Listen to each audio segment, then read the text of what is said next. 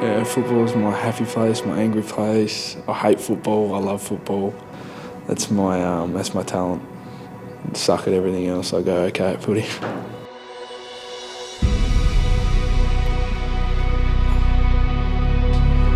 Hi, I'm Josiah and this is my story.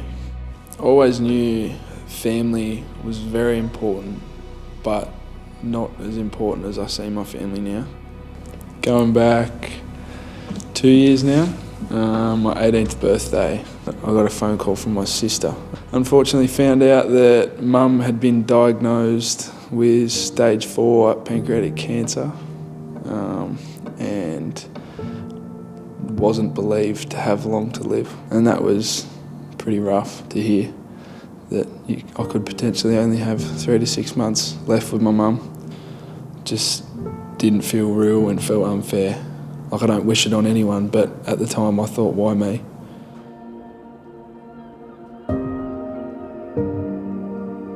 As a footy club, it was our first time, at this time with our group, working through one of our younger players having a family member, diagnosed as terminally ill.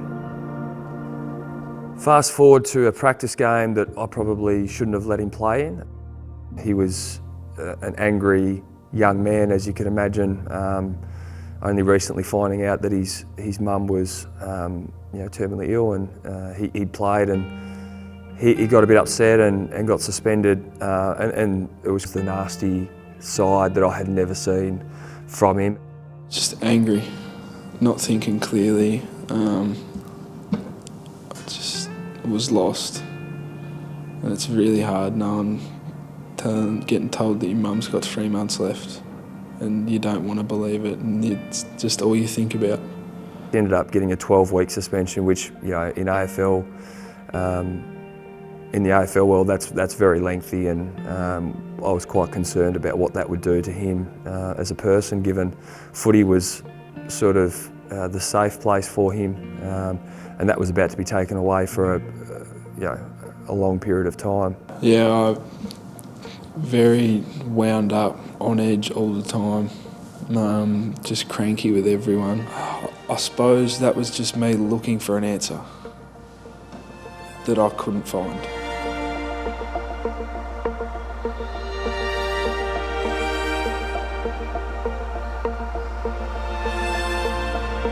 I didn't really want people to know about my situation. 2 pre-season camps ago, Mitch sort of just threw me in the deep end. That was the first time a lot of the boys in there had heard what was actually going on. We were all just jam-packed in a little room, doing challenges, and then Mitch done a little segment, everyone has a story. So the emotions were flowing everywhere. Everyone was crying, and then I had to get up and speak, and I tried, and then I'd cry, and then you couldn't speak, and then I ended up getting a few words out and then sat down and just couldn't stop crying. So then Jono and I went for a walk, and that's what the walk along the beach just saved me. So through that period as a club, Jono, his dad, his mum Kate, and our leaders within the group sort of rallied to support him through a really challenging period, and then it was getting closer to him being available to play footy again when Kate, who's his mum, started to really deteriorate. As some people may know, chemo is a very intensive treatment, and you either succeed or, in mum's case, you don't. It was at that time that Jono and I had spoken about how can we best prepare Josiah for the next few months and what that might hold from him and for him. And one of those conversations was, could we get his mum down to the football club to meet the boys and allow some of his teammates to actually see how unwell she was and what Josiah was going through. And I think it was a really powerful moment when Kate came to the club. She come down and watched one of our games. Pre-game, she come into the change rooms and like scooting around in a wheelchair. She met all the boys, got to have a chat with all the boys. There were certainly some tears amongst the senior men within the group to see Josiah's mum extremely frail, but also quite happy in the sense that she got to see the people that were, in a sense, taking care of him through a really, really challenging period. He had his sisters there as well. We ended up getting a photo with, I think it was myself, Joby, Mitch and Mum. And yeah, that's one of my favourite photos, and I ended up getting a little footy for Mum and signing it, and she got a scarf and whatnot. And yeah, she kept that with her until she passed, which is good. She had a bit of Lonnie until she passed.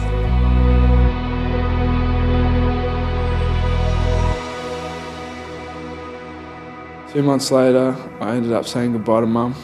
She was unresponsive for 2 nights, and I was playing Clarence the next day down at Blunston Arena, and I went to bed with a really horrible feeling. And I woke up to 2 missed calls from my sister, and before I got to call her back, I could hear Dad out in the lounge room talking to my sister, and then I can hear him start to cry. And then yeah, the tears started flowing on my end, and I was just laying in bed lost. And I messaged Mitch and said what had happened, and he didn't stop asking, do you want to play? You don't have to play. But my heart was set on playing, and clearly I said, mate, like, you're not playing tomorrow. And he, in a typical Jos manner, he said, get stuffed, I'm definitely playing. And I was never going to say, no, you're not allowed to play. I was concerned about his sort of sadness, and could that potentially turn into anger. So we did keep a close eye on him, and the boys were acutely aware of how sad the day was going to be. And oddly enough, we had a really dominant year. We won the premiership that year, and we lost that game. And I reckon that it shows the care and love that the guys have got for each other at this footy club, because no one, coaches included, were the same. We were all a little bit, this is a game of footy. His mum has passed away this morning. It's, I think everyone's head was somewhere else, and credit to the kid, he played, which for me as a coach and someone that cares about our young people was just so uplifting to see. That was probably the hardest 2 hours on a bus I've ever had. I'm very grateful for having those sort of people around me and making me feel the way I did. Then we fast forward a little bit further down into the year, and we ended up, as I just mentioned, we played in the grand final, and Josiah played and we won. And I remember sharing some moments with him after the game and reflecting on the 12 or 18 months that he'd had. About a 6 or 7 minute conversation that I'll never forget, and the pride that he had within his own body, but also his deep appreciation for what everyone around the footy club had not done for him, but had just been there. It was just so amazing to watch the transformation of a young kid over a 12-month period. That's why I'm super proud to be coach of a wonderful footy club, but also a place in our community where young people can feel safe.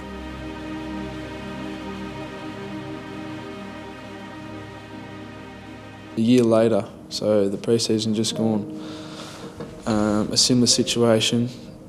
Someone's dad passed away.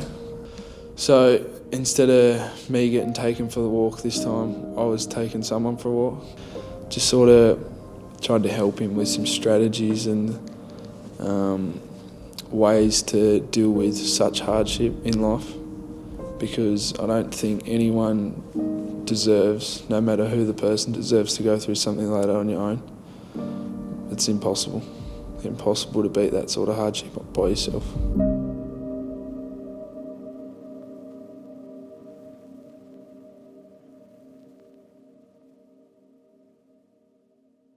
Yeah, they'll play it down, but they've been pretty significant in what we've done. I think initially, the very first meeting I had when I took over was making sure we had a welfare person in place, and that person initially was Jono, and the work Jono and Caleb have done just to support me in dealing with all of the issue that life throws at young men has just been so powerful, and they do it in such a way that the boys really just see them as an extension of the coaching group, because it's pretty low-key communication. They're at training, every week, and they're just part of the fabric now.